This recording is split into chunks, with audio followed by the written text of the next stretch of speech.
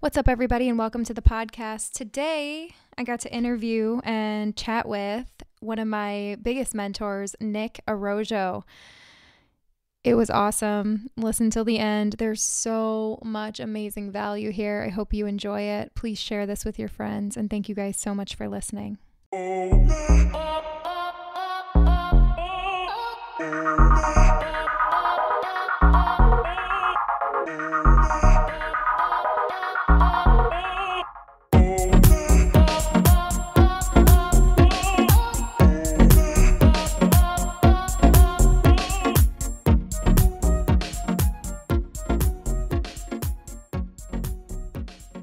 What's up, everybody, and welcome to the Gina Bianca podcast.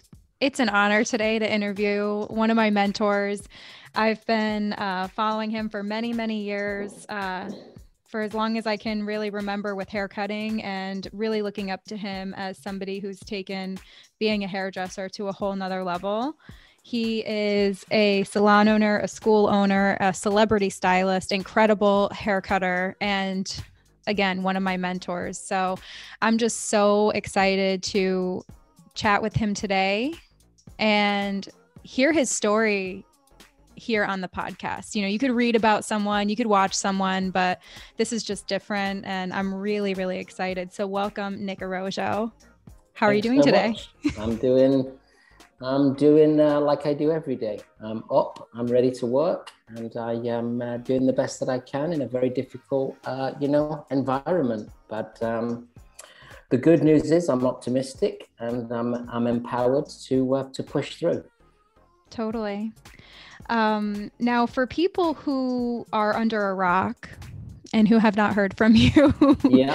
Can you introduce yourself to my audience? It's been really awesome to, this is part of my series of just interviewing my mentors, because I'm not the person I am without having incredible people to look up to. And newer stylists, maybe just graduating. Tell them who you are. Let's talk about you and your story. Well, I've been doing hairdressing now for, I can't even believe, 39 years. So celebrating 39 years in the industry. I'm originally from the UK. I became a hairdresser at the age of 16 years and fell in love with it, and realized that if this was going to be what I was going to do for the rest of my life, that the goal should be do the best you can do and reach for the stars. Typical beginning, went to the nicest looking salon in town, got a job, and realized that even though the space looked really nice, the education was not what it looked like it would live up to.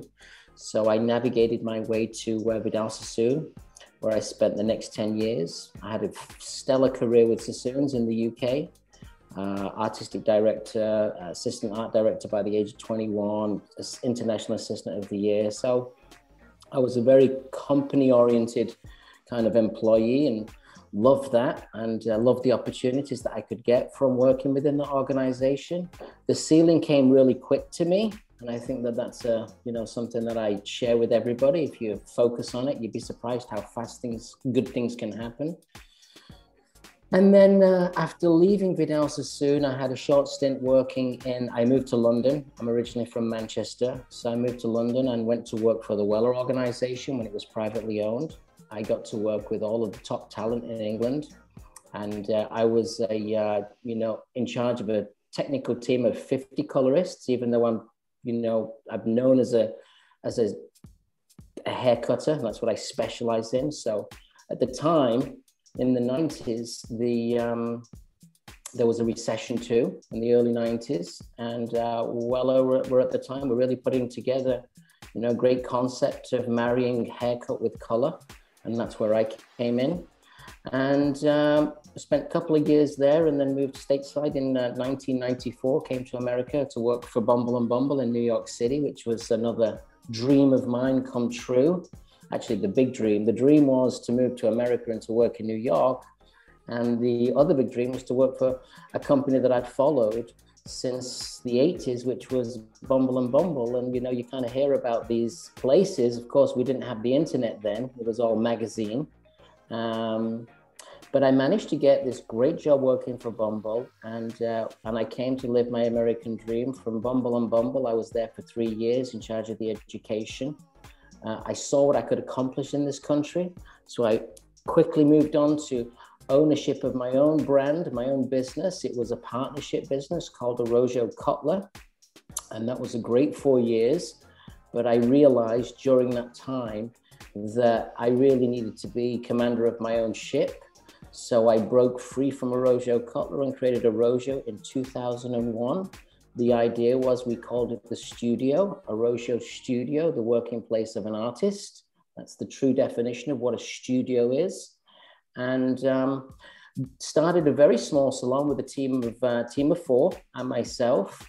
And we started on September the 4th, 2001. So being downtown Manhattan, that was a very difficult and interesting time, and certainly has helped to, I dig on some of the, I suppose, courage and resolve that I had then going through the time that we're going through right now. But from that time, I managed to build a big salon, and then I expanded into 3 salons. I created a cosmetology school because I really felt like if you're going to have an influence in the industry, you've got to get in it at the grassroots level, which is what I did with the Arrojo Cosmetology. That has now expanded to not only a cosmetology school, but a barbering school and a aesthetics school. So we've expanded that piece of that business. And then I created launched my own hair care brand, which is called Arrojo Product, sold to salons across America. And then I reinvented a service that was big in the 80s, which was called the Perm. And we reinvented that and we recreated it. And that is American Wave, and that is a service. And that is also a very boutique line of hair care. So today, I'm in charge of schools, products, salons, and I'm navigating through the most craziest time that anyone can navigate through.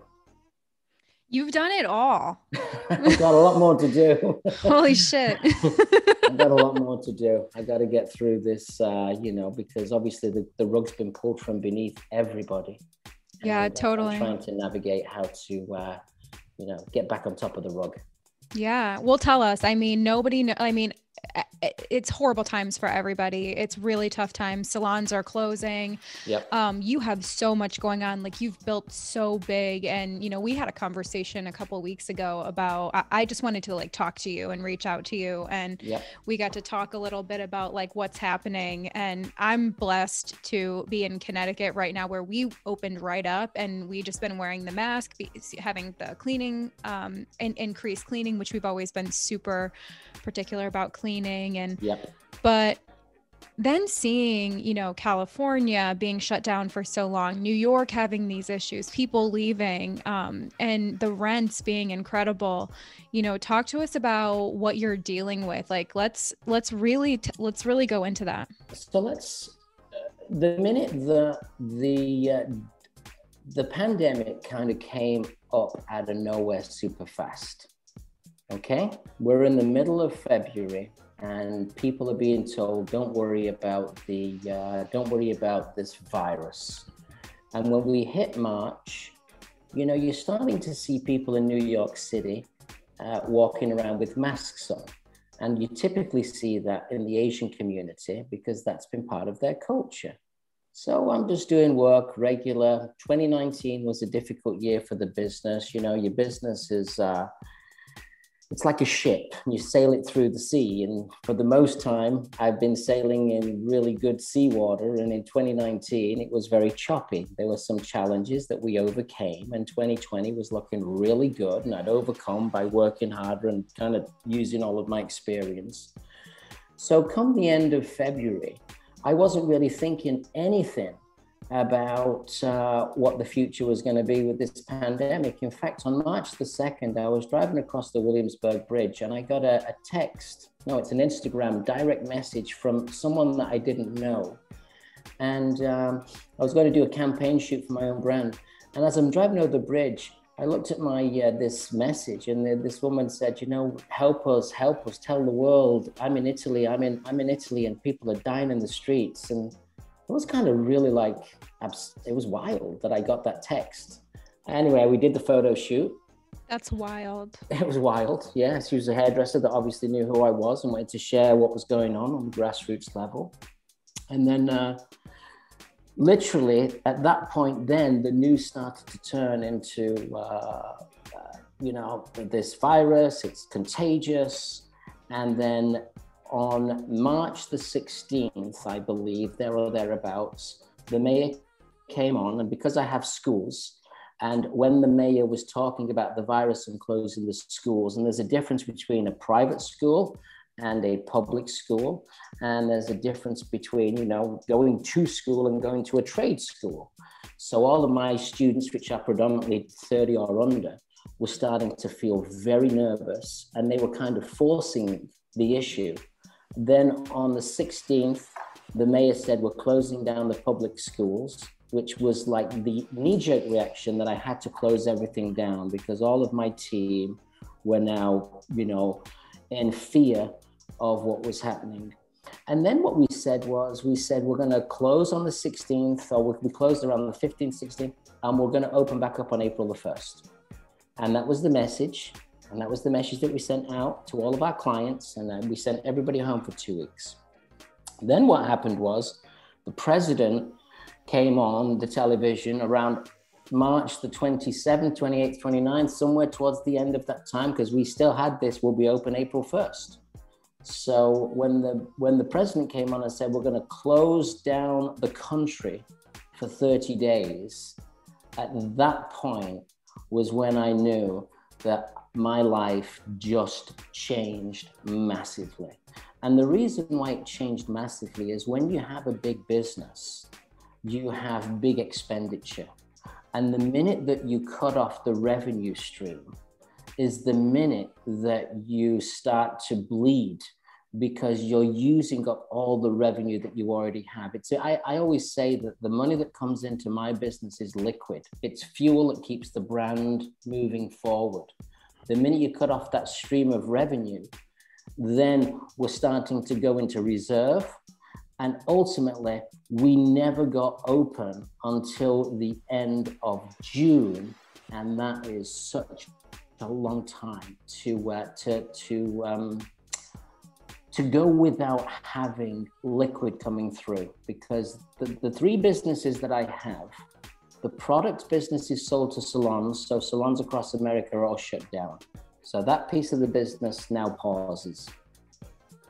The education business, that's fixed revenue. What that means is that the students that we have can take a leave of absence. So that means we cannot draw any more money because the way students pay is typically, I'm trying to keep it as simple as possible. Typically, they pay as they go. They join up and they pay as they go. But if they're not going, they're not paying. And then obviously the salon business, which is a cash business, if there's nobody coming through the door, there's no cash coming in. So with the revenue, stopped, I just realized at that point we were going to be in a major problem because, and I think I mentioned it to you the other day, my rent exposure was $7,000 a day. So you put a week, 7 times 7 is $49,000. You do a month, 4 weeks, there's $200,000. That's my rent exposure. And we just take a minute and let people take that in? Yeah, it's a lot. It's a lot. I mean, managing to build a business, and when I built my business and when you take on these exorbitant rents, they're based off revenue that you've built. And you do have to take calculated risks. And I could explain to you from starting at my rent initially when I began Arrojo was $8,000. It went from $8,000 to $14,000. It went from $14,000 to $46,000. From $46,000 to over $100,000.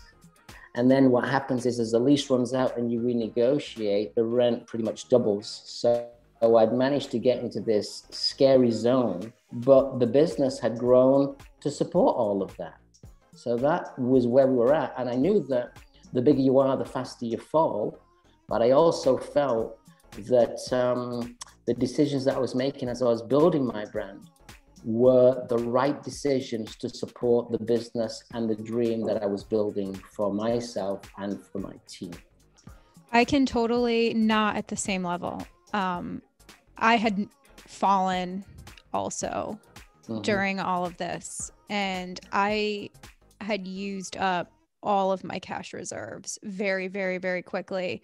And talking to you and hearing your story, like, I'm obviously nowhere near the level that you're at, but that feeling of like, I made the decisions, like nobody saw this coming. Yeah. I think that, to be honest with you, it doesn't matter your size because it's all relative.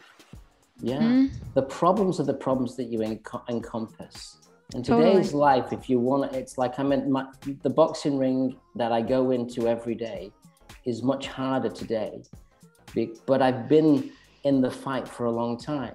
So it's relative. I had the same kind of pain. I used to think about when I first took my first salon, and the rent was $8,000 a month. And I went with my deposit and my first month's rent, which was $32,000. It was the most money I'd ever had. Now that was about 17 years ago. And I was like, this is the most money I've ever had. And I'm gonna give it all to a landlord and I'm never gonna see it again. How do you feel about that, Nick? And I used to feel terrified about that. And I said, how the hell can you afford to pay $8,000 a month in rent? But to be honest with you, it's like once you put the shoes on and once it starts to work, then you keep moving. And you know, the challenges that I've been in business, I think when you're trying to push, you're trying to build, and as you grow in business, all the unknowns slowly come out of the doors as you navigate through. And because I'm completely independent, which means I've never taken an investment on this business, I've used my success and I've invested in myself. So as I've navigated through this, I've learned so many lessons from a legal standpoint, from an employer standpoint, from a community standpoint, from an industry. The industry's changed. You know, you don't think that the industry's going to change, but guess what? Life is long if you look at it, and trends change and lifestyles change. You know, one of the best things you could invest in the 90s was a taxi medallion. Well, Uber took care of that. A medallion to drive a yellow cab was over $1 million to purchase. Uber took that business away. Polaroid film, gone, because Polaroid was the hot ticket, but at a certain point disappeared. So what works today, there's a real strong chance it's not going to work tomorrow. And tomorrow might be 5 years from now. So, you know, and the bigger you grow, the harder it is to repivot.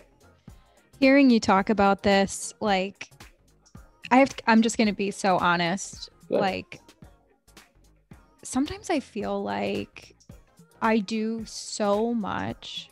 Like, I take such incredible risks to like be a visionary, to elevate the beauty industry, to put on events, to like, I've done, and you know, like, I feel like you would understand more than anybody, but it's so lonely. Like when you take these risks, like nobody understands. And it's like that fearless entrepreneur of like, I don't know how it's going to work, but it's going to work. And it's like, you believe in yourself, you take a bet on yourself, and it's so fucking scary. And when you talk about it, like, you're being so honest right now, like and for me, sometimes I'm just like, does anybody understand how scary this is? I do. I know you do. And it's like talking to you and hearing you talk about this, I'm like, holy crap, I feel like somebody understands, because I've been putting everything on the line year over year for the past 6 years. And I swear. Has it been working? Has it been working? I'm happy with where I am, but I have to be honest, like the stress and fear and like expectations I have, it's like, don't people realize like I have everything on the line right now? And like, it's lonely and it's hard, and it's being the fearless entrepreneur and believing in yourself, even when it's scary as hell. Like, I just feel like you can relate to that. I can definitely relate to it. And you know what? I mean, listen, it's a dream. The reality is bigger than what I'd hoped to accomplish. I never thought that I would ever own my own salon. I never thought I would ever own my own school. I never thought I would ever have advertisements on the television. I never thought I'd ever own my own products. Or if I did with any of those things, I would have a piece of the business, not the whole of the business. So, the journey of going from earning less than six figures, which is very achievable for most hairdressers, and to get up to the six figure is in any part of the country is very, I think, I wouldn't say simple, you have to be focused, but it's easily achievable. Totally. If you've got drive. Yeah. Totally. But to take it from that point to get into a whole nother level where maybe the number goes from 1 to 2 at the front, and from 2 to 4, and from 4 to 6, and from 8 to over the 7 figure, you have to take risk, and you have to have big cojones to take a shot at it, and you have to dream big, and you have to work hard, and and I think that money's not my motivator, and it never has been, and it never will be, because I never had any. So I don't worry about money as my motivation. My motivation is what's my purpose. And you have to get really clear on this. And that's what I've, and I continue to have to remind myself every day, because I can tell you, every hour I'm a victim. But that victim second only lasts now for maybe a thought. And that victim is, I can't cope. And then I go, no, you got to cope. So it's that simple, but it happens every hour. Do you know why? I'm in the boxing ring trying to build a business, trying to navigate a business in New York, and I'm getting punched left, right, and center. Is it a student? Is it the city? Is it an employee? Is it a bill? I mean, I'm getting bills right now from Con Edison based off of last year's, because they don't even bought, because of COVID, everything kind of changed. And people don't understand the detail. The detail's massive. So the detail is like Con Edison. My electric bill for Brooklyn, which is doing 70% less, is now more than it was last year. So my rent, my electric bill in Brooklyn is $4,500 a month. And I'm like, how the hell is it $4,500 a month? And they're giving estimated readings, and then you've got to pay for them. And you're like, nobody gets how difficult it is. And you're at like 50% capacity or 25% capacity, and people aren't even coming in. And no one's coming in. And the business is closed now. We're down to a 4-day week as opposed to a 6-day week. So these are the details that bog you down. Talking to your accountant, talking to your finance team, talking to I still sign every check. I can sit in this office. I don't do it now, but I used to. Yeah, I would sit in this office and I could easily sign $500,000 in one swipe.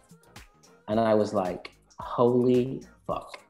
I'm signing $500,000. You've got your payroll, which is payroll for 2 weeks with over 100 employees. And then you're buying products, and then you're investing and paying for trade show floors and booths, and you've got your running costs. I'd sit here sometimes and go, I just signed checks this week for $450,000. Sometimes it was over that. And, but then you get used to doing it, because you don't just get to that, you get to 100, and then it's 200, and then it's 300. So as you build, that's why I always tell everybody, you don't focus on your numbers, you're going to be you could end up being in a lot of trouble. And one of the things that allows me to sleep at night, and I'll be honest with you, Gina, I was like, I'm going to build this business, but I'm going to make sure I take money out for me so that I have equity, so that helps me sleep at night. Because God forbid I can't afford to meet payroll, or God forbid I can't afford to pay the rent, or God forbid I can't afford to do X, Y, and Z. And I got to get to sleep at night too, and there's not enough drink in the world that will knock me out. So, I used to always keep $1 million in the bank. I had to have $1 million in the bank for cash flow. And, then I invested in property. And instead of putting money in the stock market, which was risky because I don't understand it, and I try not to do anything that I don't understand. So I put money into property.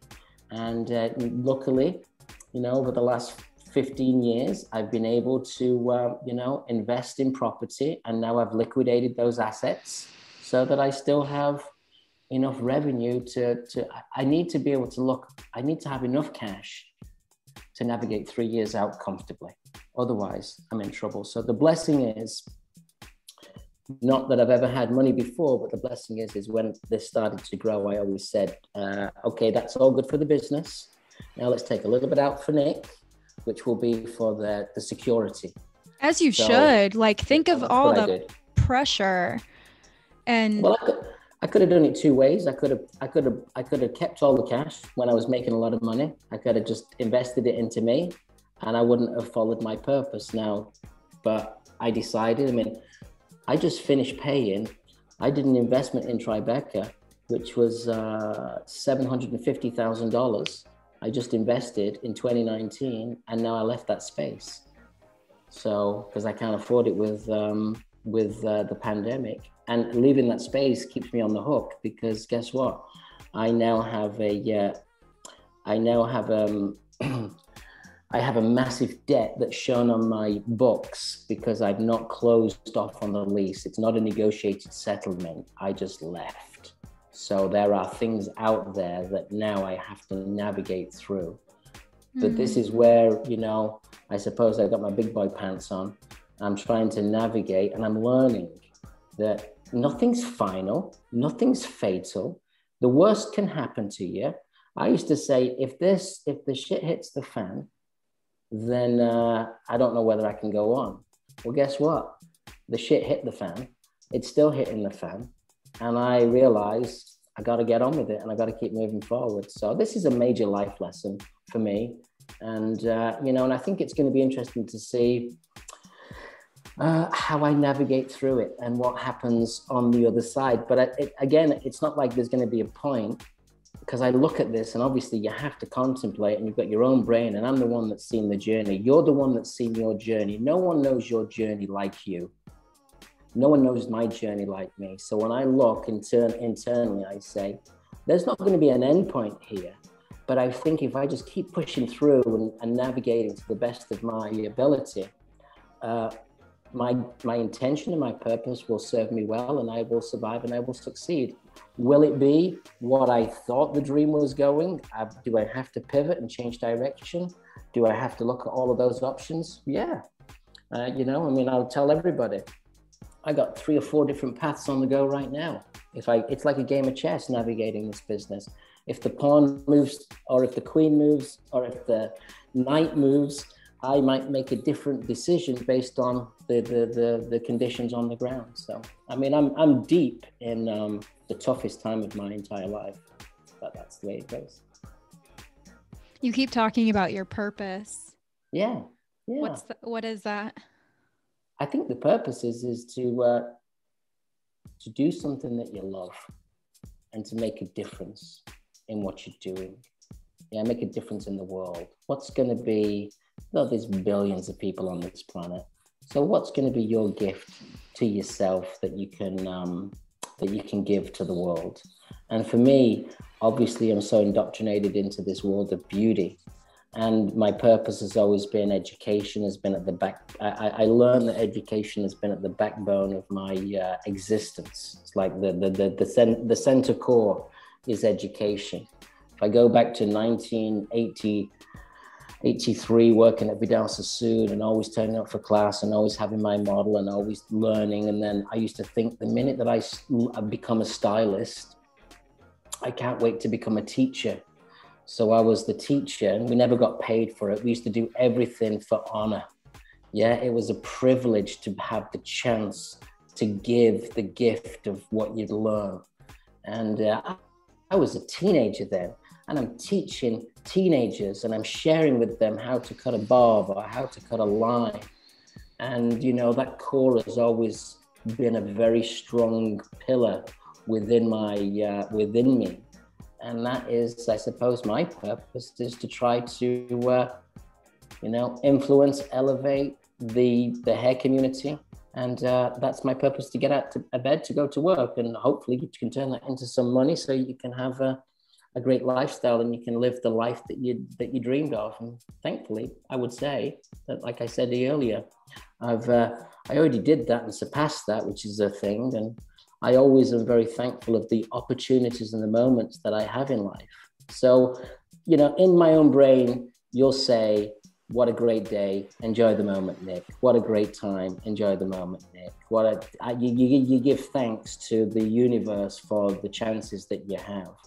And I'm a pretty tough guy. I'm like, maybe people don't realize that, I kind of have that thankfulness within, but, and I'm a real straight shooter. I'm like a realist, I'm like just completely real. Some people don't necessarily dig that, but I'm a realist, and I'm a survivor, and I'm a survivor. And I look at the future and I say, okay, what can I do in 2021? I mean, I'm looking right now and saying to myself, look, Nick, it's 2021, pandemic's still here, your business is bashed, the industry's changed. What are you gonna do? And I go to bed every night and I wake up every day and I make action happen. So next week, I'm going to Florida. I'm going to Miami. I'm going to look at spaces. I'm looking at new opportunities. I've already, even in the last 6 months, looked at new facilities for a potential school here. I'm looking at what is my future going to be, and I'm not going to let anyone diminish what I can accomplish, and I'm not going to let anyone diminish my dream. And I can tell you, we built this studio in Brooklyn. We invested all this money in this studio in Brooklyn. Now we've got 6 cameras, and it's high def, and I've got a great guy that can produce videos on the fly. I need one person to do a complete show, and I'm in front of an audience like twice a week or maybe 3 times a week, and I'm cutting hair, and I'm like, this is magic. So I get my happy moments as much as I get my somebody shoot me in the head right now. I can relate. So I get those happy moments, and they could happen in the same hour. Okay. In the same hour. In the same hour. Yeah. I like that you talk about that, because emotions are so hard and those feelings are so hard to cope with sometimes. And I like that you say that it happens within the same hour. And that's helpful even for me, because it's like, I want to be positive all the time. I want to be grateful all the fucking time. And there's just these moments where it's just like fear, it's questioning everything, it's anger, it's like all of these emotions. And it's just like, we all want to get to that point where it just comes like a passing storm, tropical storm, just passes over, and then you have the same moment. And I like how you said, those feelings are short now, like it'll happen for a short or a thought. And like, that is such training and such it's conditioning. Really, I mean, listen, nobody asked me to do all of this stuff. I made my own bed, and I got to make sure that I deal with it. Yeah, it's not like woe is me. Like I say, victim, survivor. Simple things. I can go back to like being a kid at the Sassoons. Yeah, I was like, why are people being mean to me? Well, because they were insecure. Yeah, they were like, you learn, again, during this journey of being. That's what I love about being a hairdresser. So much is the intercommunication and the blessing that you can learn how to communicate, and you learn so much about life. Why? Number one, you're talking to people from different traits, so different industries, different lifestyles, different wealth. You're communicating all day, so you're learning about the world. I mean, how many questions have I had answered in my chair that other people would never get the chance unless they paid to get the answer? I don't need a therapist. I've got my clients. They can do therapy for me. Yeah. So for me, pushing through, it's really just a question of, I made this, I've got to navigate through it. And I have this optimistic streak, which I encourage everybody to have. And that is, you can do it. If you're prepared to fight, you can do it. And I go back, Gina, what happened was, I've had good luck and I've had bad luck. Yeah. I've had good luck, I've had bad. I think we all get good luck, we get bad luck. Good luck when something great happens, when something amazing happens, and when just something goes your way. But then you get bad luck too. A lot of bad luck. When I left, I started a partnership business, and I was super excited. It was me. I was another hairdresser, and And there was a financial investor, you know, and I never married. I never felt like the financial investor had my back. Now, when I feel like someone's not got my back and is not invested in me, because I'm a giver, I'm not a taker, because I think that when you give, you receive. But this person in particular never understood me, which is one of the reasons why I had to go out on my own. That was a very tough journey. I had to leave my business. I remember, and you have so many stories too. I just probably have more because I'm older. Yeah. I want to hear them all. That's it. Well, we'll try. And I remember going to the pub after work with my entire team, because they'd all kind of said, you come to the pub. And I said to my entire team, I said, listen, guys, I'm leaving. I'd been in a very difficult and bitter breakup with my partner and the financial partner. And I sat in the pub and I said to everyone, and nobody could come with me. So I was saying goodbye to my team, and a lot of them had come to work with me because we had a very special relationship.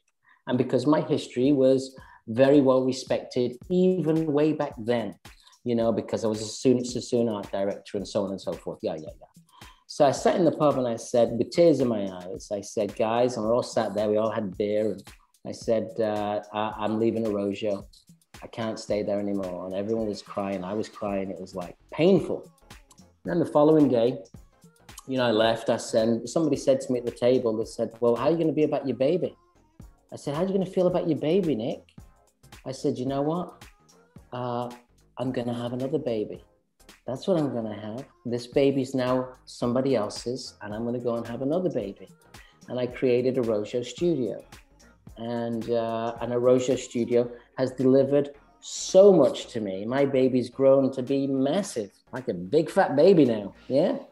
But obviously, I'm in not the same place. I'm in a similar place. And if I go back then, as I said, I'm going to create my baby. I was in business for a week. And when September the 11th happened, I was like, now what are we going to do? What am I going to do now? You know, so there's hardships. I think people have had way more hardships than I've had. I would say I've been super lucky. I would say that, I look at the joy in my children. I'm a family man. I've got my kids. I've got, what's the most important thing is you're only as happy as your least unhappy child. So to see my kids with a smile on their face, with, a plate full of food and so much that I never had growing up. And just I had the same things, but I didn't have some of the material comforts that they've had. Yeah. But I'm proud of being able to give that to them and always make sure that they better not end up getting to, because that's really my prize, isn't it? Making sure that your children do great. That's for me, my prize. So I'll just keep navigating through. And I think that ultimately, and in a weird way, I think that everybody has an inner voice and an inner vision and an inner spirit. And I can tell you when things were going so well for me, and it wasn't that I'm a doomsdayer, because I'm not that. I'm not going, oh, what if it all fails tomorrow? But it's always in the back of your mind when you have something that you've never had. So all of a sudden you've got all this that you never had. And then you're like, okay, maybe there's going to be something to change this journey. And this is one of those things. This pandemic is changing the journey. But I look at it, and I've managed to get to a place where I'm optimistic, where I'm positive. Can I get depressed? I sure can. How long does the depression last? All depends how fast I can have that glass of wine, and I'll get better. I'll get my head in a good space. So, listen, at present, I'm driving in one of the greatest cities in the world. I've got a great reputation that I've built a lot of good things, and I'm up for the fight to see where it's gonna land, And I'm looking at like I say, I'm looking at the landscape, because the landscape's changing, Gina. Let's talk about it. Yeah, the landscape's changing, it's going to be interesting. You have a new administration, and what happens is, and I'm not going to go down the political path, but I think it's important that people understand what happens in the world. Yeah, so, when I was 16 going to my interview at Vidal Sassoon, I sat there. This is how they used to interview. They used to interview and they'd put you all in a room. There was like 30 kids and they'd say, okay, you're all looking to become an apprentice at Vidal Sassoon. First question was, tell us something that's going on in the news. And we're like, the news? You want to be hairdressers at this cool company? But they were educating us way back then to be aware of what was going on in the world, because it's important when you're working with the general public to know exactly what's going on with the world. That was part of their education. I thought it was brilliant. So I do think it's important to recognize that the infrastructure that the government has will change certain things. Look at California. Since I came to America, California was always booth rental. It was actually not booth rental at all, sorry, forgive me. It was chair rental. And the chair rental rules changed in California a number of years ago. And they started to say that you can't rent chairs anymore, and that everyone has to be a true 1099, means they have to have their own business. The states change the laws and you have to obey by them, or you have to navigate your way through them. And nothing's black and white. Everybody might think it's black and white. Well, I have a school, so I can tell you how it's not black and white. There are two governing bodies that I have to answer to. I have to answer to the New York Education State Department for my school, and there's a lot of detail to that. Massive amounts of. I can't even imagine the amount of different people you have to listen. Like, just sorry, I think I'm busy over here. Like, I just need to chill. Like, sorry. So I just. Okay. Oh my God! Just thinking about the school and all the stress of that on top of the salon. Well, then just let me explain this piece. Sorry to interrupt. Yeah, that's okay. And then there's NACAS, which is the accreditation for federal funded schools. Now, if you put those two documents down on a table side by side, Gina, they don't match. So what NACAS says does not comply with what the state says, and what the state says does not comply with what NACAS says. So you have to comply with one, modify to comply with another. And that is when I talk about understanding and new things and new administrations. And I look at that, I say, is the country and are the states, because the states are very different. One of the eye-openers that I got when this thing happened was I never knew that the country had kings and queens. Okay? So each state has its own king, it has its own queen. Yeah, depending on whether it's male, female. And then they have their own, state attorney general and so on and so forth. And it's interesting that you can open and I can't. So the minute I'm like, hang on a minute, why can she open or he open and I can't, why is that? Because I always felt like the federal government, and obviously I'm not from America, but I'm learning. I always felt like the federal government had an overarching band. But it's become clear that the states have their own rules and regulations, and they comply within a framework. So why is this important? Well, what if when all this money is being pumped into the country, I got PPP money. Yeah, I'm waiting for my second tranche of PPP money. I hope I get it. Well, if you're entitled to it, you should get it. And that's what I don't think hope is an option. I think it's one of those things that you have to fight. And people make decisions based off your fight. If you get pushed off, that means you didn't fight enough. It means that's good advice. Didn't fight with the right person. I'm just exhausted with it and I don't understand it. And my accountant, he's working on it for me. I got PPP, small amount of it. And it was, I went away for a little bit. I had to go to treatment. I was I was not okay with a lot of the stuff that happened in 2020. Right. And I would have never been able. Listen, I highly recommend it. I needed it though. I've been all gas pedal, no brake my entire life. And you needed to recharge those batteries. Yeah, I would have never been able to go. So I'm so grateful for that. But you're getting your second round of PPP. So the thing is once they start flushing once the government starts flushing the system with money, they may start to look and say, how are we going to get that money back? And do we want to have 1099 or do we want to have W-2? And you know, as I know, you've changed your business model to a much more successful business model than the traditional business model. But states can change that the same way that they've done in California. It's going to be interesting to see. Now, I think that when you're looking at where we are, the labor laws in New York City are obtruse. They're like so intense. Your feet are held to the fire. Obviously, you want to look after all of your team. You know, you start off with this with love and pride. And it used to be like, for me, it used to be like, and in some degrees still to this day, but it's been diminished.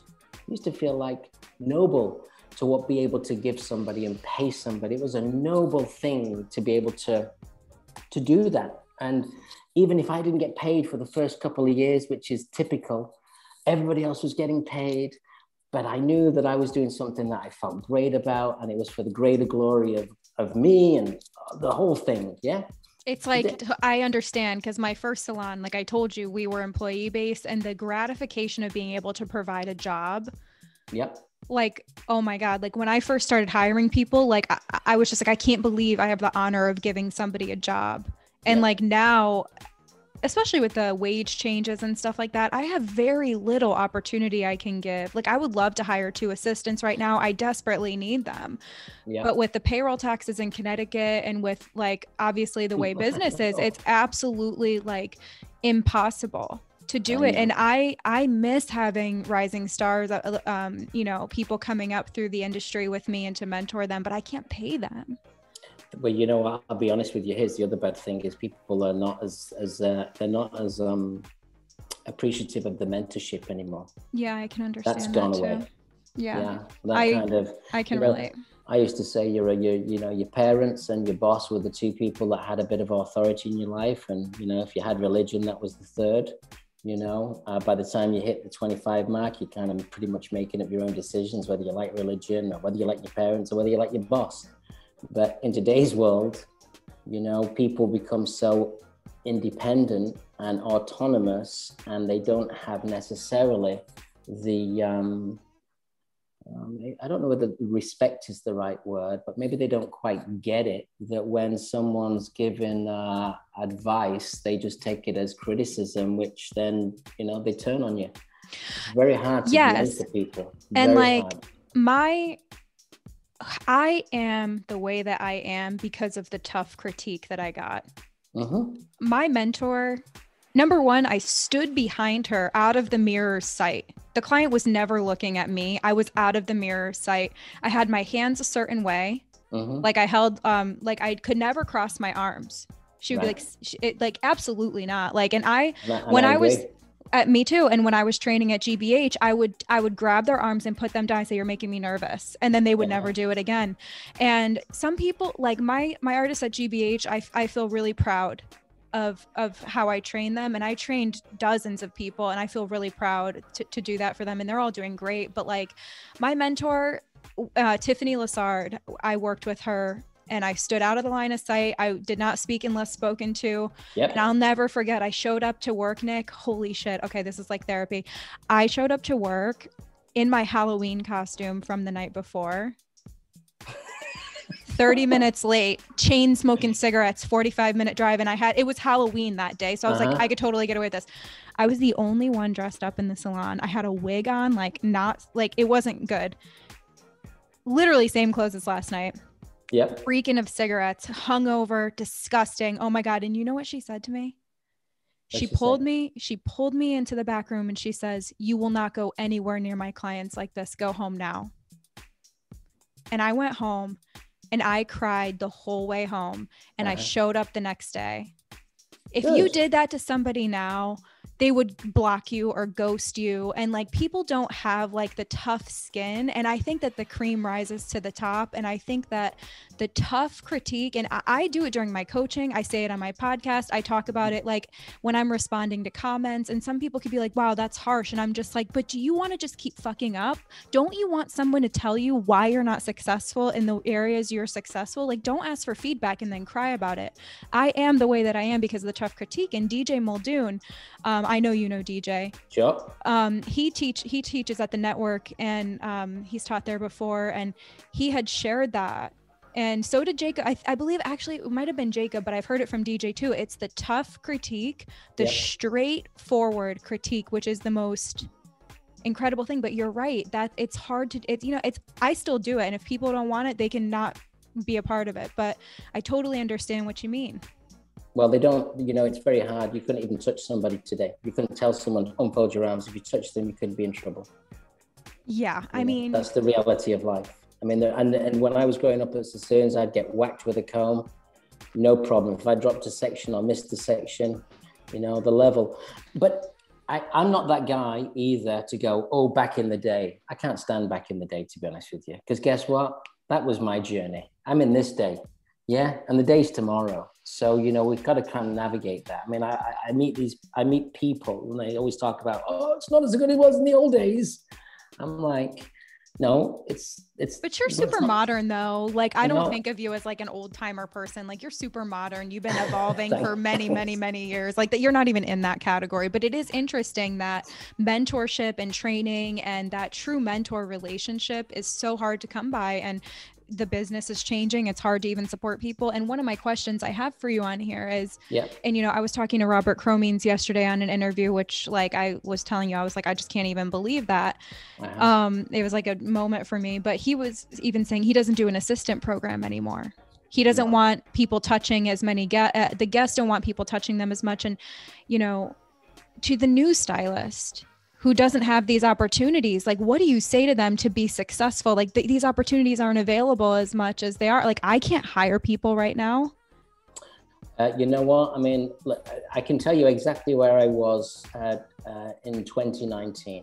In 2019, because I'm always looking to innovate. What works, what doesn't work. Assistants don't work. They've never worked. Yeah. There's no money in this business for an assistant. Just can't afford it. So, but I built my business on assistants. In 2019, with the rise of social media, talent counts for 30, 40% of the service. That's all it is. Totally agree. So the idea is I was taking people out of my school and they're all new talent. And I'd say, you know what, new talent, here you go. New talent, you're going to get one day on the floor, you book yourself. There'll be a reduced price, it won't be the full price, but straight away out of school, you're taking clients in my salon. Straight away out of my school, or if you come in from another place, you're on my books as a stylist, you're on my roster. I'm not going to give you clients. I'm going to see whether you can get clients. And if you can get clients, then you're going to win. If you can't get clients, there's no point having you because I can't afford to pay you. You got to learn to pay for yourself. And my objective was always to get people to pay for themselves sooner rather than later. We continued on that path. Obviously, before I used to have a no compete and a training program and all of that great stuff. But I trained so many people that went off to compete with me. Totally. And some of them don't even give me respect. They don't even mention it. It's like, I'm like, what the hell, guys? You're such like losers for us, like not even having you're just not giving the respect. You don't give the history. It's such a shame. I see it daily because social media is such a visible tool and I can just come across it. We're all crossing the same paths, let's be honest. We're all going through the same doors or crossing a certain place, certain people. It's not like we don't, know so much. But I think that today we have no training program. We do teach, we teach. We don't have the same training program that we had. It's not structured as much as it was. Today, the objective for today, and when I talk about today, I'm talking about 2021. I'm not talking about 2022. It's all hands on deck. I lost 80% of the staff. They all went off to do their own thing. They went off in pockets. I can go to salons now in this city, people that I've spent time with in helping, and I look at their staff and their staff's my staff, but it's got a different name over the door. You know that. And that's how it's been for years and years and years. So I've had to train my company. It does hurt, but at the end of the day, it's like, what you gonna do? What are you gonna do? Are you gonna focus on the pain or are you gonna focus on the process and the process of getting new superstars? I had a hairdresser leave yesterday. I had two hairdressers leave yesterday. One hairdresser left because, they couldn't take the critique. Another hairdresser left because they're scared of COVID. But I think that there's, again, the society is such that I don't know that people tell us the truth. And young people are very, very, they're hard to understand. And it's also, I think, part and parcel during this pandemic where hairdressers were getting paid more money to be at home. It's like the socialization of, you know, the nation. We're going to tell you to stay home. We're going to give you more money. We're going to extend your unemployment. You can stay home. And with what we do a couple of haircuts on the side. You're making so much more money and not even working. And that's when I talk about politics playing a certain part. I mean, I know for a fact, how many salon owners, I've got a network of salon owners in the hundreds. They got PPP money, hairdressers were getting paid more money at home. They didn't want to come to work. How many conversations have I had over the last 12 months about the chaos that has ensued in the handling of the pandemic? Not the pandemic, but the handling. You have an employee, I don't want to come back to work, Nick. Why don't you want to come back? I don't feel safe. Well, really, the answer to that is, I would say more times than not, I would say, oh, you're getting more money by not coming to work than you are by coming to work. So I get it. You don't want to come to work, but you'll say, I'm not safe, because that's the perfect get out of jail card to just like not get any flack. Because you can't argue with that. You know what I mean? And I always say, like, no matter how you feel about this, you're right. Because if you're afraid and you want to, maybe you have mom and dad who have pre-existing health conditions, or you have a small child, you're right. But if you're a small business owner and you have everything on the line, like, you're right. It's such an interesting and never before seen type of challenge that we're all going through. And seen as, you know, certainly look at it this way, prevented from working because we're too close to one another. We can't socially distance. And yet, where are we on the list for vaccines? Nowhere. It's a disaster. So that's why I do talk about a little bit about looking at what the laws of the land and how that's being managed and worked out. And we have to look at that framework. Well, I have to be real. Sorry, go ahead. Ultimately, I think at the end of the day, what's going to prevail is quality, because pricing's got to go up. We got to double the prices of all of our services. We got to really start to think about a hair appointment. No one should be leaving the salon with spending less than, you know, $350, and that's just for the basics.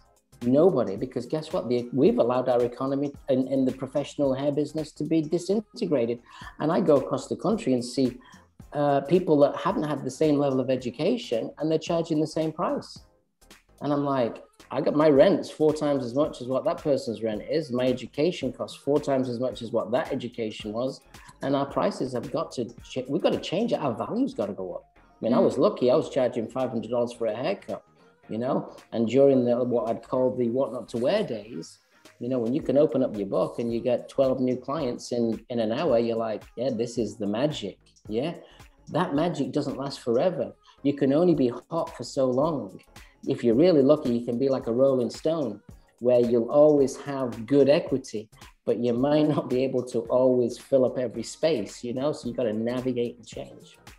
Yeah, absolutely. You was going to say something. Can you remember what it was? Did I distract you? Oh, I have to be honest. I've made some mistakes through COVID. We all have. And I'm not one to watch the news. And when I was watching it, I was just like, this is super one-sided on both sides. Like, there's no middle ground. I'm like, it's so hard because you can't say anything without upsetting somebody. And that's never my motive ever. Like, if anything, I would want to unite the world. Like at a job interview, if they say, what kind of tree are you? I'm like, I'm a Christmas tree. I like to bring people together. Literally, like, I would never want to be divisive. And I've learned to just shut up. And it's not my lane. I'm a hairdresser. I talk about business mostly, though. You know what I mean? Yeah. And when you said at your job interview for Sassoon, and they say, like, tell us something that's going on in the news, and, you know, people would never ask that now because you're afraid to hurt feelings. But I really think, and over the past few weeks, I have to be honest, I've changed my mind on some things, and I think it's okay to change your mind. I don't think you have to be one-sided, or you have to be like super like egotistical and like all that stuff about it. And I made some mistakes, you know. I've said multiple times, like, let's get back to normal. Let's get back to normal. This is bullshit. Like, what's going on? Like, small businesses are dying, which they are. Yeah. But really, like, not adapting to, like, this is the new normal. Yeah. Like, it took me a while, but over the past few weeks, I'm just like, yeah, this is the new normal. The way we advertise has to be different. The way we treat our teams has to be different. The way, like, I have in-person classes on my schedule, and like how I'm going to market these classes is showing how safe we are, not showing what we're fucking teaching. It's literally how safe we are, because the biggest, and I know that marketing, you go to the biggest objections first and you solve those. Like, I get it. But like, if you are over here, like, there's like the anti-maskers, there's the people who are just like, this isn't real. And if you own a business and you're doing this, like, you have to adapt. And like, I think that you, as a fearless entrepreneur like me, like, an honor to be in a category with you, but I believe I'm a fearless entrepreneur too. Like, sometimes you have to get out of your own way. I feel like I was kind of in my own way and almost like not looking for the gift in it. Like, it's happening to me. It's happening to me. It's happening to me. All my money's gone and nobody understands. And I was in like a spiral of like, why me? And it's like, you know, looking for the gift in it and like, what is this teaching me? Right? I know how you feel completely, you know, but I don't think it's changing your mind. I think it's evolving over time. Yeah. You know? And like some people, and it takes time to evolve over time, and you can have thoughts about like, I don't believe in this and I don't believe in that, but you got to end up, we're in the general public and we're dealing in this world, and you can have hardcore principles if nobody's around you. But when you've got a whole team or people around you, and you rely on those people to you know, kind of invest in your concepts, you have to find some middle ground for sure. And I think clearly, you know, we're not going back. There's no such thing as going back to normal. You know, the only thing is going forward. And what does the forward look like? And how do we, you know, manage that? You know, I talked to a salon owner today in the car, and his business is 60% down. Rocking business, amazing business, 60% down, and he's in the suburbs. And you know, we've got to evolve into what the next step is. You know, and how do we, you know, like, I mean, listen, my feeling is it's about quality, not quantity. That's what it's about. I think it's about experience. I mean, I'm not telling you anything new, right? But it's more heightened. It's about experience. You know, even, and if you can marry experience with quality, yeah, and salons need to be a place where people don't walk in and feel in fear. They should come here and feel like they're getting reborn. Yeah, like a sanctuary. We're rebirthing people, because whenever you get your hair done in any way, shape or form, it is like putting a bit of youth back into your life. I mean, my hair's long and scraggy. I've been going through my own little like, well, you know what? The world's a bit jacked. I'm turning up every day. I'll let my hair grow. I'll let it go out. I wear my cap now. You know, I put on a few freaking pounds because, you know, the one bottle of wine doesn't quite do it. You know, but right now I'm like going, I don't want the rest of my life to be this. I want the rest of my life to be what the past part of my life has been. So right now I'm doing a juice cleanse. I'm doing a lemonade cleanse, which is great. I'm trying to kickstart. You know, they shut the gyms down. I was like, oh my God, you shut down the gyms. That's going to be the worst, because I needed the gym, because the gym was like my energy. It was like my power zone. I'd go to the gym in the morning, I'd have a trainer, and that would get me ready for the day. It wasn't about muscle or anything like that. It was just about feeling like I had an energy zone around me. And like your state. By the time I'd get to, like, I come to work and I could get punched in the face with, oh, so-and-so's not coming in. This just happened. The boiler's gone. This is broke down. It's like constantly like that. And I'd be like, no problem, no problem, no problem. And then I'd get to start cutting hair at 12 o'clock. I'm like, right now, I'm still good. You take away that gym personal time, you get to work and you're like, oh God, I already feel like exhausted. And the rest of it is just like compounding itself. So you got to work on the personal, which is certainly what I continue to try to do, work on the personal. And I work on the personal. I got to work on the mental. So the mental is, I have a great friend, a mentor. He's in his mid-70s. He's a salon owner. He's been a hairdresser for over 50 years. His name's Franco. We have lunch every Wednesday, and I feel it's my safe spot. So it ain't therapy. It's a bottle of wine between us. Great wine and great food, and a nice Italian restaurant in Bronxville. And we choose different ones. So I'm kind of carving out, and I moved from Manhattan. I have an apartment here. I rented an apartment. I sold mine, put the money in the bank. So I was kind of cash, I had some equity behind me. I rented an apartment, but we live out in the house in Westchester. The kids are still going to school in person. So there's a change there. There are, as shitty as this has been, there are magic nuggets that you can find, that I find, and they're my thankful times. When I walk into my kid's bedroom and give them a kiss on the forehead, and I'm leaving to drive into Manhattan at 7 o'clock in the morning, that makes me feel so happy because I know my family's safe. Yeah, that is just, and if I can get that once a day, then that's magic for me, So you make these changes, clearly at the end of the day, I'm looking to be in a place where I'm less fearful about money. I'm not trying to make money. I don't want to be fearful of money. Me too. When I started my business, I give myself time to get to a place where I never want to be scared about money and the fear of being completely extended. Yeah. Yes. I know what you mean. So when I told you that I said $1 million in the bank, at those days, it was getting to $500,000 in the bank. Yeah. And I accomplished that. And then one year I was like, stop freaking worrying about money, Nick. That's it. Just keep doing what you're doing. You've been in business for like 7-8 years. Everything's been going okay. You're making money.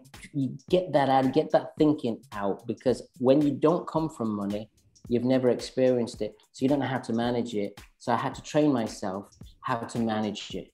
And I did. But unfortunately, because of the pandemic, I'm kind of in the same place, but I'm not in the same place because I've learned so much. And I do trust in myself, and I do trust in the process. And in those moments of fear and helplessness, I can snap out of that and move on to positivity. So I don't know. I mean, it's like therapy here, isn't it? When you talk about things, it helps, because in your brain, it's like a washing machine. You have 100 thoughts, and it can go from one to another, to another, to another. I think they call it ADD, but I think everyone's got ADD, because it's really hard to process. When you're forced to talk things through, what happens is you start to lay out strategy, and that's, and you start to lay out things, and then you can slowly start to clear the dark skies. And, I'm growing so much from this conversation.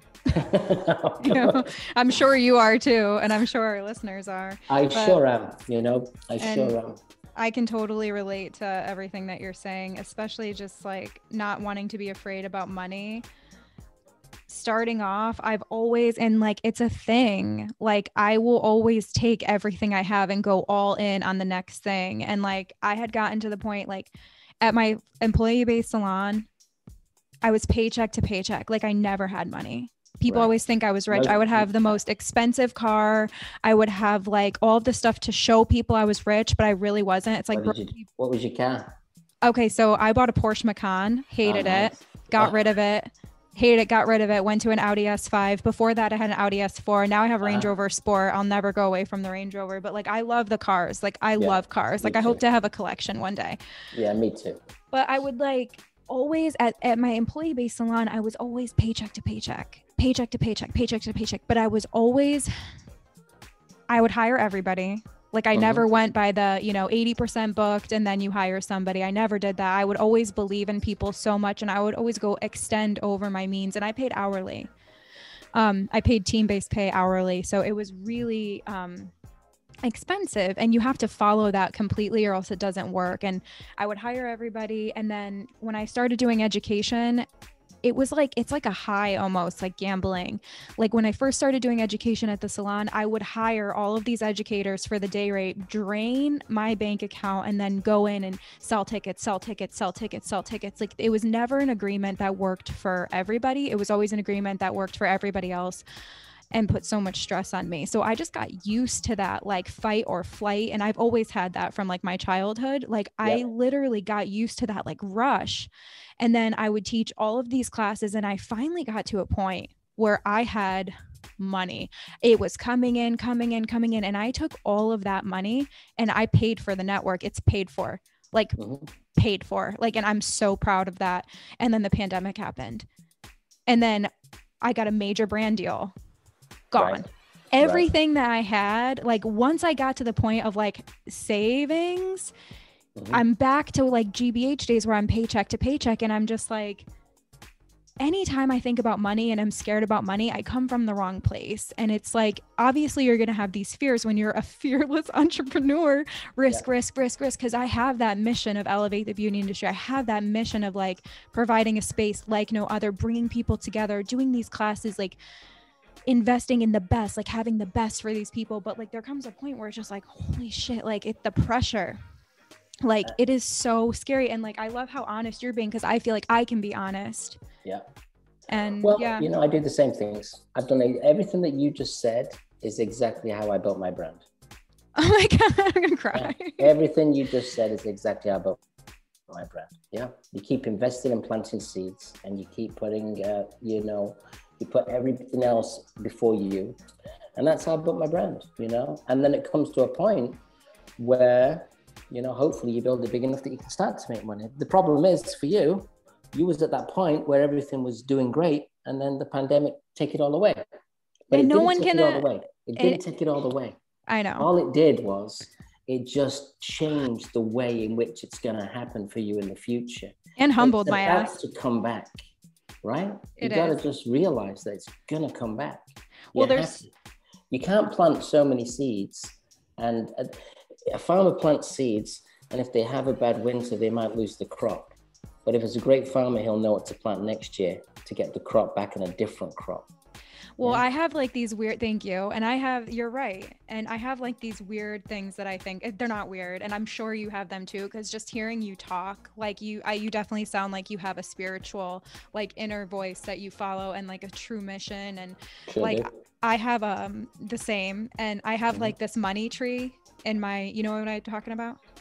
Like those plants that are like, it's called a money tree, and you give them to someone when they open a business.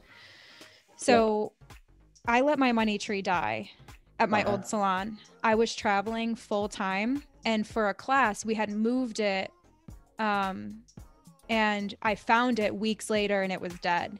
Oh no, you killed the tree. I killed it, and it was it was a moment. Okay.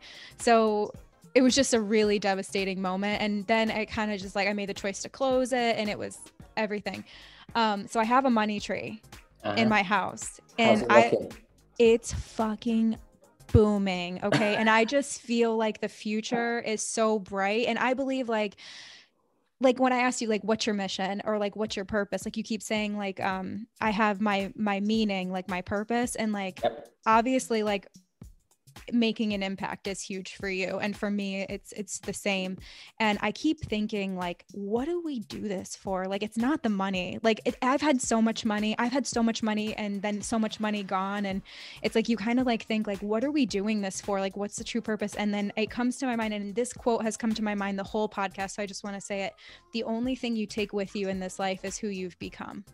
There you go. That's very, very true. And the only thing the only thing you leave behind is what you created. Yes.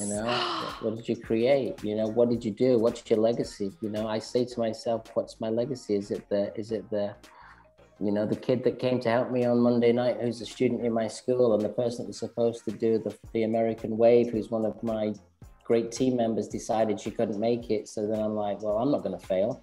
So I went to my student. I got my student who's in the school and said, do American Wave. And And I brought her with me and I took her on my Zoom cast and she was mic'd up. And I said, why are you at school? And she said, you know, all the things why she's at school. And then she said, one of my dreams is to assist you one day. And I said, well, guess what? It just happened. And the following day I come into work. These are the little nuggets that are everywhere. The impact that you make. Yeah. I come into school and Loretta, my director, says to me, she's buzzing today. And you know it when you see people that get it and they see that, you can see the glow around them because of what they're doing, and it doesn't last forever. But when you see it, or when that student becomes a stylist and it's like the flower fully booms. Isn't that the mission? Isn't that, it's like there's no amount of money. Magic. There's no amount of money. Yeah, it's just, that's the joy, you know. And then you hope that they'll remember you. And then sometimes they leave and it's bad. And then years pass by and then you might see something and all of that negativity that was built up while they were leaving or whatever, they'll remember and they'll write something and say, wow, they're enhancing, and you can see it from afar, you know. So there's magic everywhere. We just have to keep our eyes wide open and not just get so linear focused on what we're doing, you know. And I think as my advice to you is, certainly with your business, is, you know, again, I say the same thing: dream big, work hard. Unfortunately, we get older.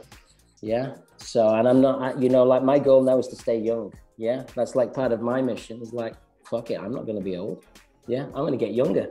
I'm going to go younger, and I'm going to appear younger, and I'm going to feel younger, because inside me is the same young kid that was 16. Yeah. That's what's inside me. And I'm going to stay younger, and I'm going to continue to navigate. And it's not about having the biggest salon, and it never was, actually. It never was about ego in that regards. I think it was about taking the chance on your true potential.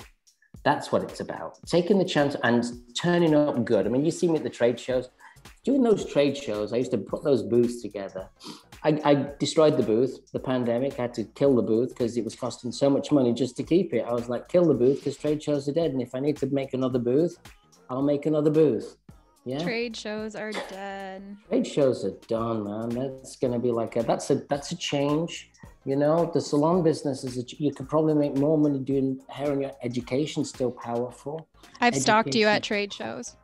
Thank you.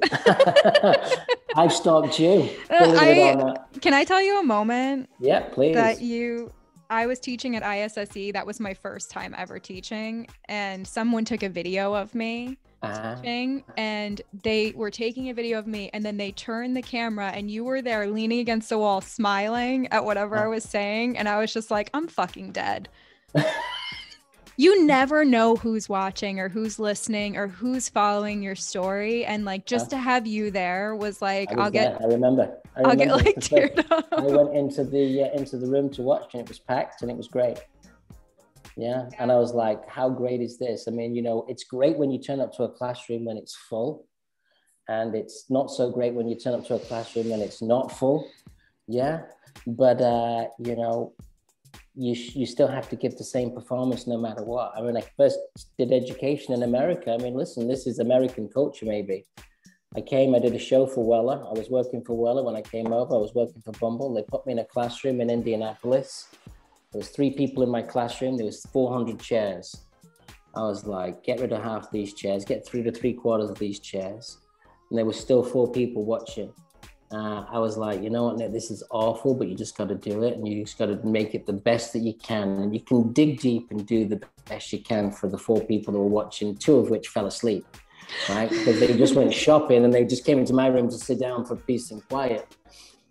Well, as American culture for you, they gave me an award for the best educator. I was like, I suppose every kid gets a prize, you know? Unfortunately, I don't believe in that kind of mentality. I believe that the winners should win and the losers should lose, and that way you become a better winner. You know, that's what I believe in. But, you know, I was like, why the hell have they given me this stupid award? You know, But I was like, well, I got the award. You're like, check, on to the next thing. Yeah, but then to go from, years later to go from a different country, and I went from being a nobody to being somebody in this country, and to go from having no one in your classroom to having a filled classroom, a packed classroom, and then to also notice that there are other rising stars coming through that are taking the oxygen, and that's great. But one of the lessons that I've learned, there is so much room for everyone to win. Yeah, it's not a competition with any individual. There's so much room for everybody to win. That's Absolutely. Pretty much it. It's not like I can be like that, or I want to compete with this person or that person, or did they have 20 people, or did they sell 60 classes or 10? No, just focus on your own path. And if what's working, keep doing it. And if it's not working, you evolve into something else. Yeah, you change path, you change direction. It's like an experiment, isn't it? Yeah. It's like a living, breathing, maybe not an experiment is the wrong word, but an experiment to say what's working, what's not working. Did this work? It's a journey. Yeah, it's a journey. Yeah. I mean, I'm going to the TWA. We do this hair show every year. It's called Expo. Remember when I first started it in 2010? And, you're getting 350 hairdressers all spending $700 to come to your own trade show, and you've got guests, and it was at the City Winery across the street, and I had a stage, and it was a full day, and then I had hands-on for 150 people, all in different zones and different topics. And I'm like, God, we're such a small brand, but we're punching like a heavyweight, but we're such a baby brand. It's like the Wizard of Oz. Looks really good on the outside, but behind it was scurrying around like, a couple of people trying to do everything. It's so inspiring though. Like, it's just so awesome. Yeah. And I did that for years, and I grew it and I grew it and I grew it. And I got to a place where 2017, we did the best expo ever. And I was like, man, Nick, you've made it.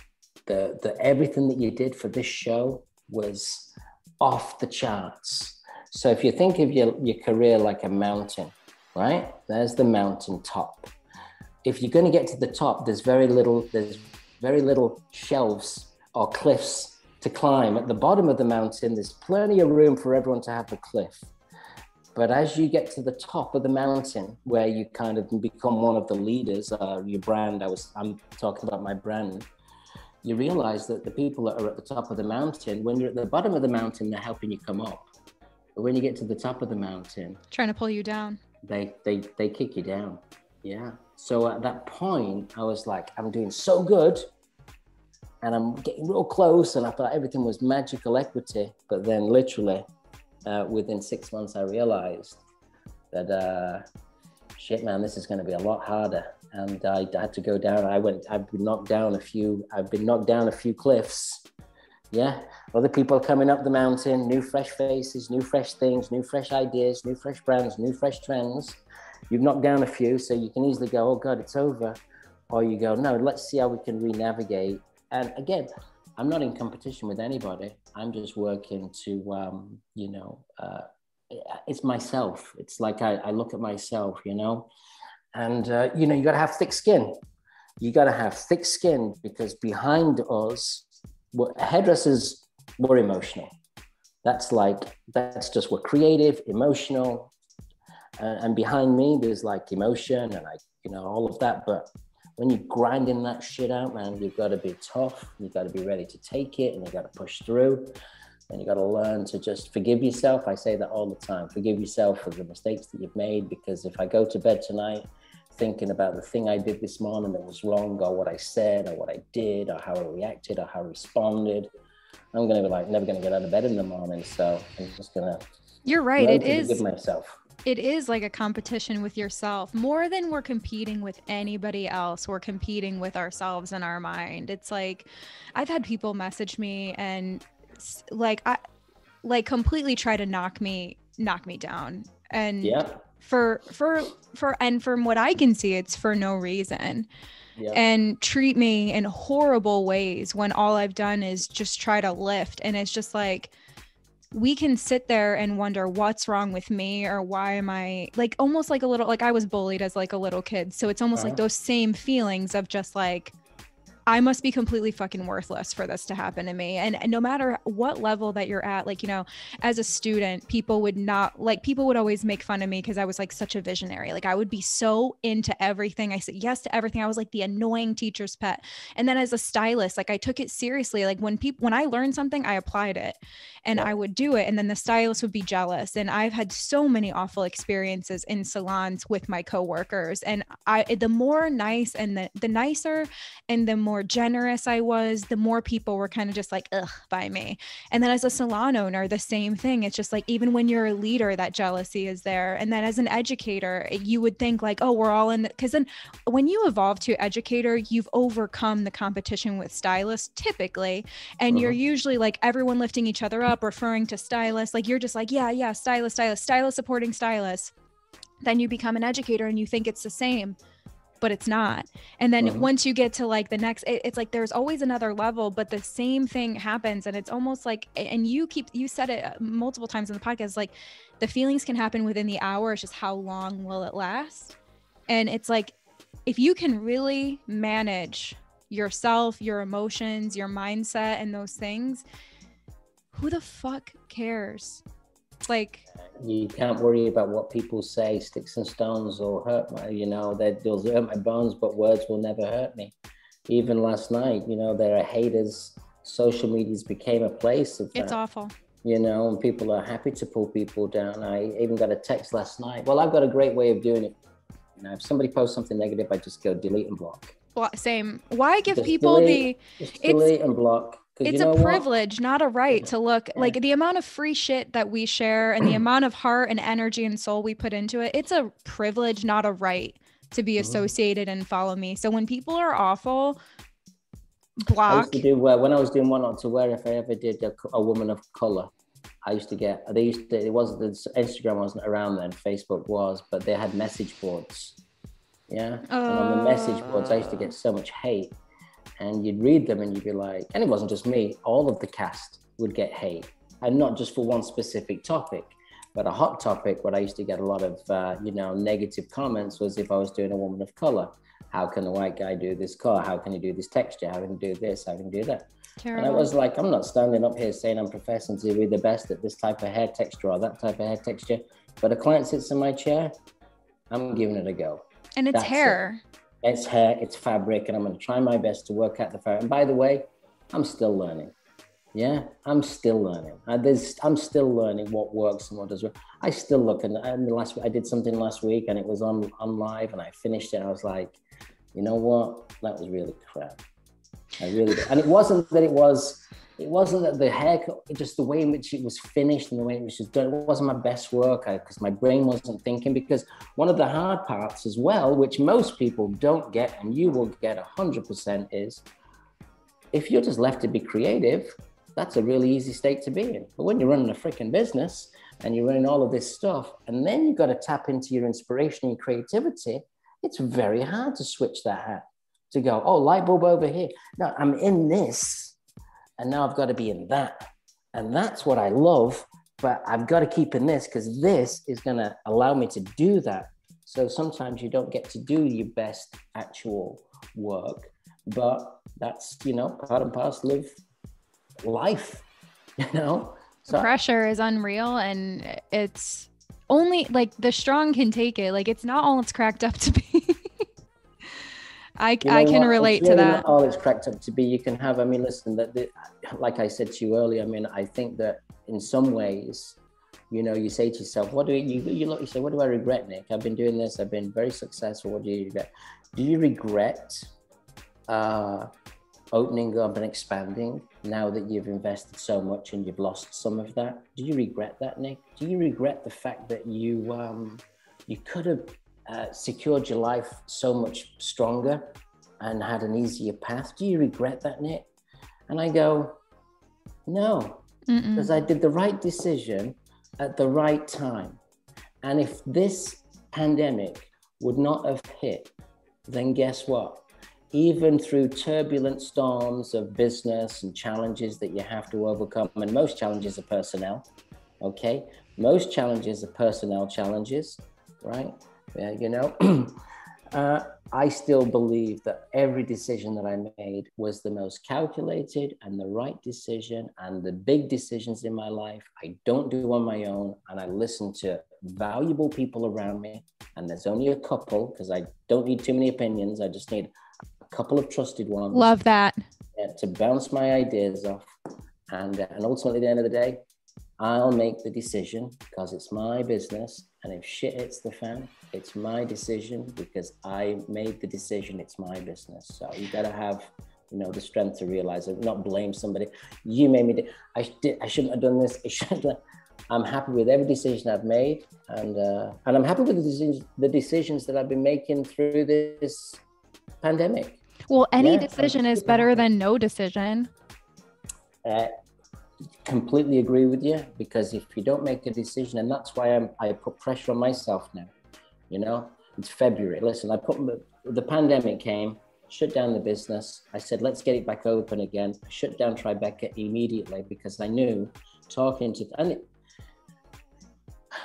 to a AAA management firm in New York City, it's quite nerve-wracking. And doing a Zoom with the managing agent and all of their execs, and you've got 6 people and it's just you, and they won't talk to your attorney, and you're on the frickin' Zoom with them, and they're talking to you about paying the rent, and your rent's $95,000 a month.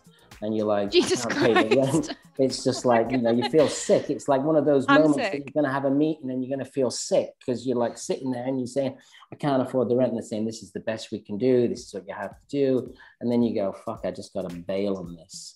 Yeah. And I look at the law and I know I've got my I've got my good guy guarantee, which are the personal things that I need, but I'm still exposed because they have access to come after my businesses. Real legal stuff worth millions and millions of, dollars of pain.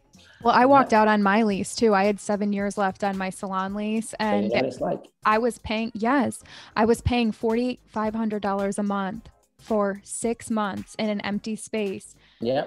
And it made me sick, all of my savings, everything. So I know I can relate. I feel like you finally found someone to relate to me, because it's lonely. And when you talk to people about this, they're just like, oh yeah, nice problems. And I'm just like, they're all the same. It's relative. But it's all relative. It might be another zero at the end. It might be another number at the front, but it's all relative, It's terrifying. My lawyer said, don't put your notice in, don't listen to your lawyers. I don't listen to my lawyers. I listen to them to a degree, but I'll push back and say, you don't know if I listened to my lawyer, I would have done what not to wear. Yeah. If I would have done what not to wear, I'd never have the success that I have today. And my attorney was a great attorney, and I'm very fortunate to have one of the best attorneys, one of the best, we're talking like $900 an hour. She was an angel. She was a client. I call her my angel. She helped me get out of a bad business situation. Yeah. And she said to me, you should never do this agreement for the television. I said, well, if it doesn't work, it'll be over. And I said, and if it works, then it'll be good for me. So I've come to that good place where I've been taught, and I've had the best mentors, I think, and I've learned a lot from all of them, and I continue to. I come from that place where, just because you're an attorney, you tell me something doesn't mean it's real. I had a situation just today with an attorney that told me, no. And I said, no. I said, no. And I fought with this woman in reference to a case that I'm dealing with. Because she said that I should definitely agree to something. And I said, I definitely don't agree to it. And it was a core principle thing. It wasn't about anything apart from principle.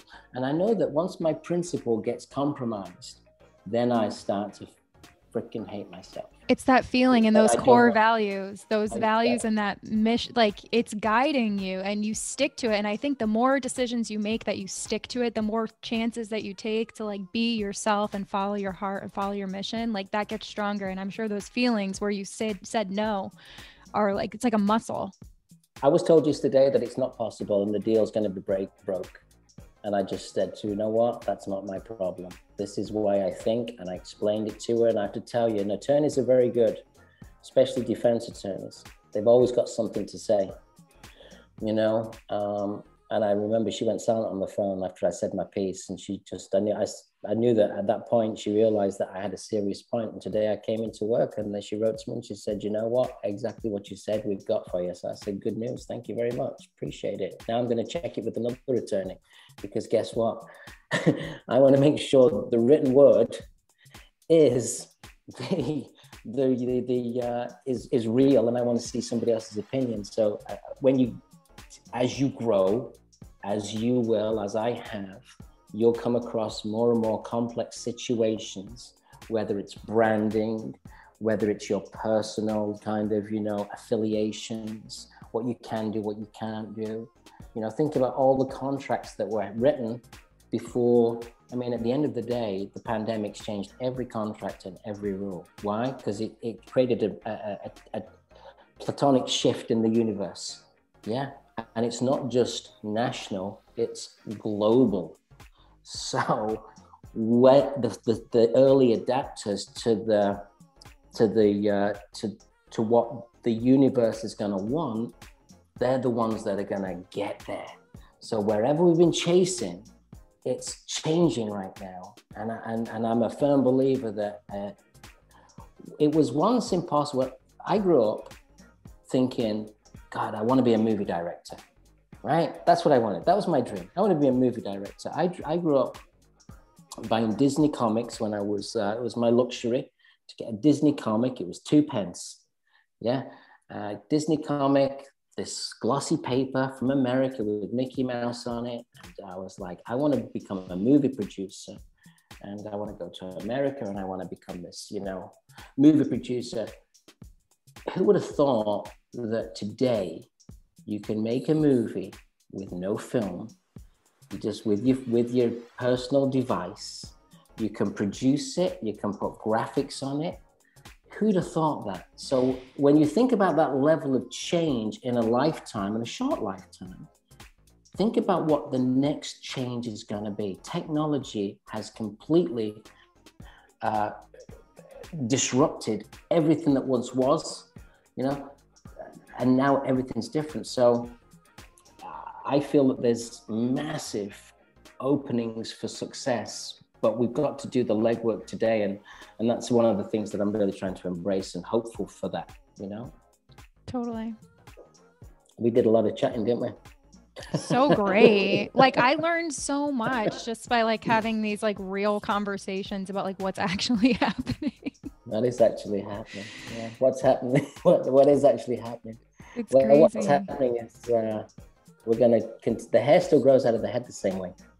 The hair still gets colored pretty much the same way. It's the same kind of chemicals. They might be a little bit better, but it's the same kind of stuff. But it's everything else around it. Everything else around it. I have we're going to wrap up soon. This is great.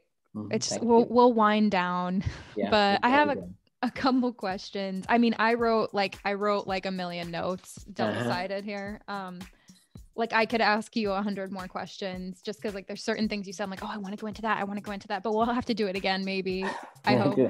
We'll do it again next year and see what's happened in the 12 right? months. Yeah. That's the best way to do it. You'd be surprised what you can accomplish in a relatively short period of time. Absolutely. You've been through so much, and it's really inspiring that you've overcome it. And a lot of even what you said about having to leave your business and talk to your staff at the bar, and that moment, I've been in moments where there's that loss, and that it's devastating. And I've had my top performers who I love, family leave together, and have those heartbreaking moments. Yeah, many of them. That, and then all the other stories you've shared, but you overcome and you follow your heart, and it's encouraging. And I feel like somebody gets it. And for the entrepreneurs listening, I heard on Clubhouse, Elon Musk, someone said, what words of encouragement do you have for entrepreneurs? And he said, if you need words of encouragement, don't become an entrepreneur. Yeah, I saw that too, and I thought it was great. I loved it. And it just reminded me that no, and you said, nobody's asking you to do this. Nobody, nobody. No. Nobody's So asking you to do this. you have your inner inspiration, your inner guide, and your inner optimism. I mean, America's been so brilliant to Nick Arrojo. From the minute I came here with $1,500 in my pocket, and didn't know anybody apart from one guy. His name was Patrick McIver, and he said, you can sleep in my house for a few weeks while you find your feet. And I did. It's the only person I knew. And they lost one of my suitcases, and I was like, and he was late at the airport. I was 27 or 28 years of age. I'm at Newark Airport, not even New York. I'm at Newark Airport. There's no one there. Baggage claim emptied. I'm like, I don't even have his number. Yeah, I don't have a phone. It wasn't the days of having phones. Yeah, in the 90s, I didn't have a cell phone until I was in this country. I'm like, what the hell? And then after a period of time, because I had nowhere to go, I was like, well, what happens if it doesn't actually turn up? But when you're young, you're a little bit more naive anyway. So, and then the door slid open and in he came and the journey began, you know?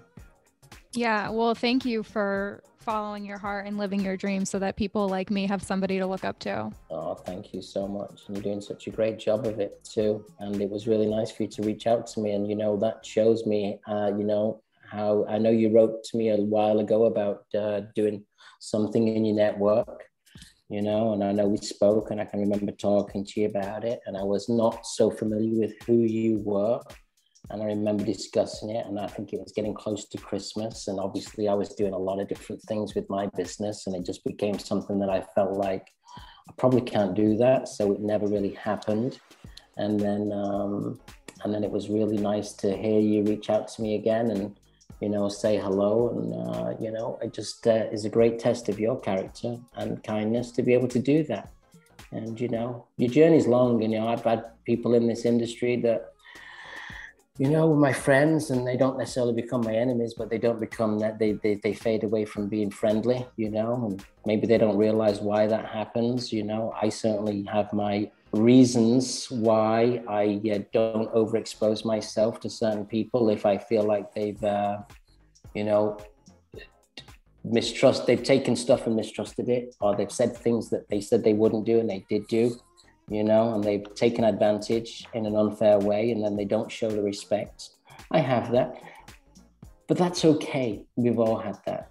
But, you know, the reason why I'm saying what I'm saying is I appreciate you reaching out. And you know what? Getting the chance to share my story and to share some of these thoughts, you know, again, it's good for everybody to be able to share. And if there's something of value for somebody, they can take it with them and it can give them encouragement. I mean, at the end of the day, the best thing that's happened during all of this is the words of encouragement, because I've tried my best. I mean, I got ostracized from my own staff for fighting for salons to be reopened.